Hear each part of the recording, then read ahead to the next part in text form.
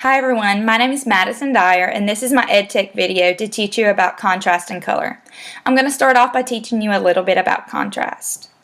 Contrast is a tool that photographers use to direct viewers' attention to their subject. There are two types of contrast. There's a tonal contrast and a color contrast. Tonal contrast refers to the difference in tones from the lightest tone to the darkest tone. This is usually the difference in color from white to gray and then to black.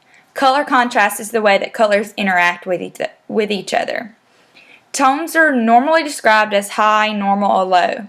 A high tone image mainly includes white and black with little or no middle gray tones.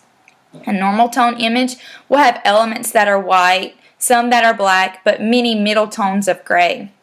And a low tone image has almost no highlights or shadows. All the tones are very similar one to the other.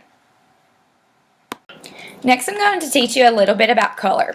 Color contrast is used to achieve great compositions.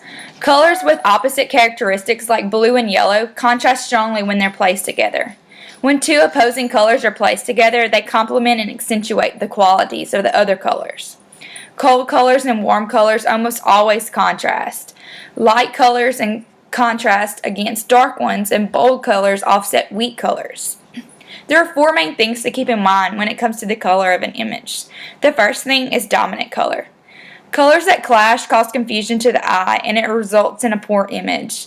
Too many clashing colors is like multiple focal points. It doesn't let your eye know where to look at first, and so your eye darts around the image not sure what to pick up. Rather, you should choose one dominant color, which becomes the focal point of the image and draws the eye of the viewer to it immediately. The greater the intensity of the color, the more it's going to dominate. The second thing is color isolation. Color isolation is very important when you're trying to create a dramatic image. Using a zoom to get in closer allows you to combine colors that are more interesting and that work together well. The third thing is advancing colors.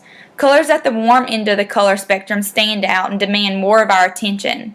They are said to be advancing colors. Take red, for example. It's a strong and bold color, and when it's viewed in an image, it tends to dominate it. Yellows and oranges have a similar effect, although they aren't as strong as red. Another example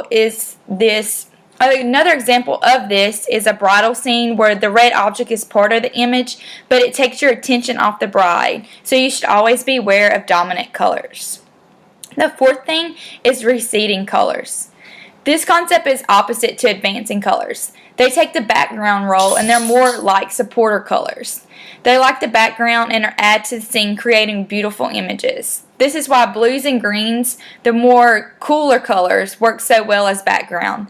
They recede into the distance and they help other colors stand out. Large areas of the blue sky do this together with like rolling green hills. This is all that I have for you today, and I hope the presentation along with the pictures was helpful and made everything a little bit easier to understand.